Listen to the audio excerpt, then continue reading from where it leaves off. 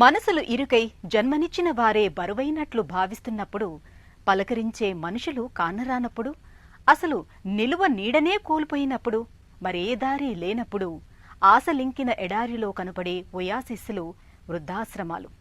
నీలగిరుల్లో కోనూరు సమీపాన దెనాలిలో అలాంటి వారికి అంబాలయం పేరుతో ఓ చలువ పందిరివేసి ఆశ్రయమిస్తున్నారు రామమూర్తి రాజేశ్వరి దంపతులు.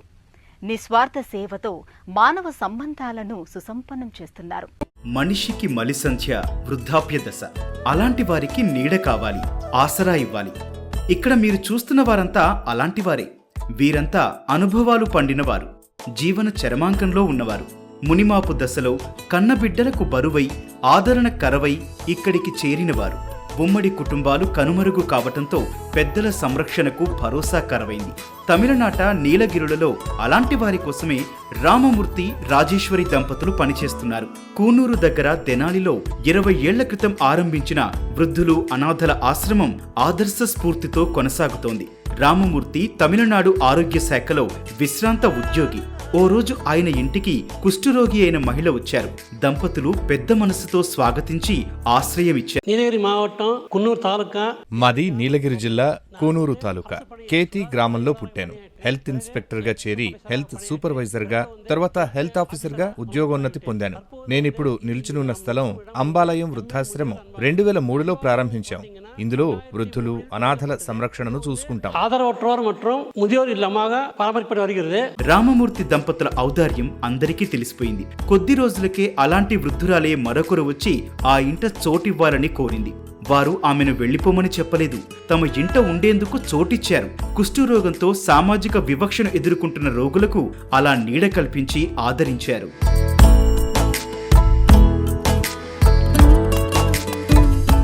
ఆనా 2003 నుంచి నేను ఊటీలో పనిచేస్తున్నాను. ఓ రోజు మా ఇంటికి కుష్ఠరోగి అయిన ఒక వృద్ధురాలొచ్చింది. ఈ లోకంలో తన బాగోగులు చూసుకునేవారెవరూ లేరని చెప్పింది. ఇక్కడే ఉంటానంటే మనసు మెలిపెట్టినట్లయింది. నా సతీమణిని సంప్రదించాను. ఆమెను ఇంటికి తీసుకొచ్చాం. అమ్మలానే భావించి మా దగ్గరే ఉంచుకున్నాం. రామమూర్తి అలా చొరవ తీసుకుని ఆదరించని పక్షంలో వీరంతా వీధుల్లోనే ఉండేవారు. ఎవరికీ పట్టని అనాథులుగానే మిగిలేవాళ్లు, జీవోత్సవాలుగా మిగిలేవారు. కొందరి జీవితాలు ముగిసి ఉండేవి కావచ్చు.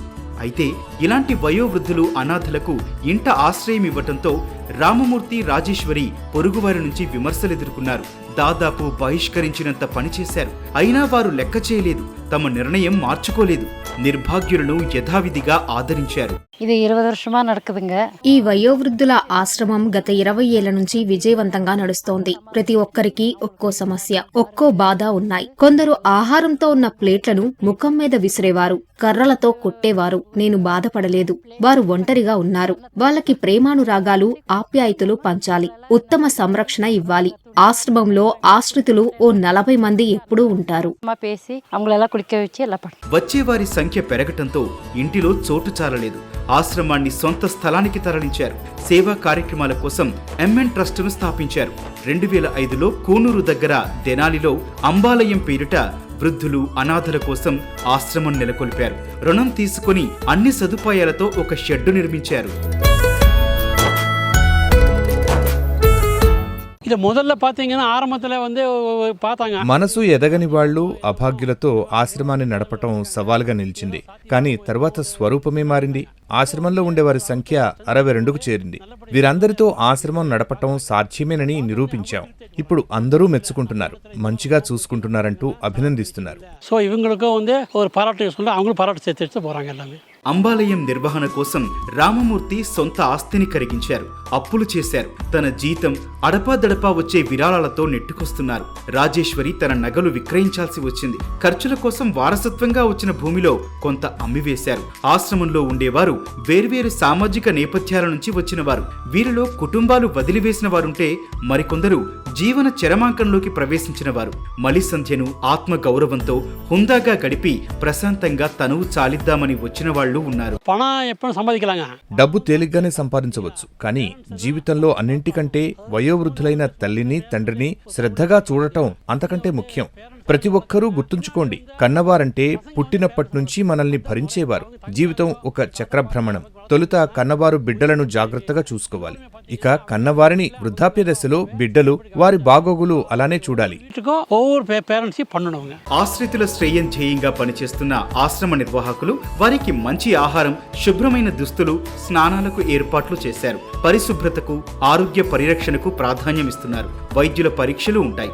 పుట్టినరోజు వేడుకల్లాంటి శుభ సందర్భాలను వేడుకల్లా చేస్తున్నారు. ఇందువల్ల ఆశ్రమంలో సుహృద్భావ సంబంధాలు నెలకొన్నాయి. అన్నట్లు మరణశయ్యపై ఉన్న వారి ఆఖరి కోరిక తీర్చాలన్నట్లు అంత్యక్రియలు వారి సంప్రదాయ పద్ధతుల్లోనే సాగుతాయి. ఫ్యూచర్ ప్లాన్ ఉన్నాయి. ఈ ఆశ్రమాన్ని మేము మరింత సౌకర్యంగా ఉండేలా అభివృద్ధి చేయాలనుకుంటున్నాం. యాచకులు, అనాథలు, వీధిపాలైన వృద్ధులకు చోటివ్వాలని భావిస్తున్నాం. ఇప్పుడు ఇక్కడ ఆశ్రయం పొందుతున్న వారి సంఖ్య 62. భవిష్యత్తులో ఈ సంఖ్య కనీసం 100కు చేరాలి. రామమూర్తి, రాజేశ్వరి దంపతులు నిర్భాగ్యుల సేవకు జీవితాన్ని వెచ్చించారు. అంకిత భావంతో పనిచేస్తున్నారు. చెయ్యటానికి మనసుంది. సేవాభావం అపరిమితం. కానీ వనరులే పరిమితంగా ఉన్నాయి. ఆశయ దీపం వెలుగుతూనే ఉండాలని, సామాజిక సేవ కొనసాగుతుండాలని నిశ్చయించారు.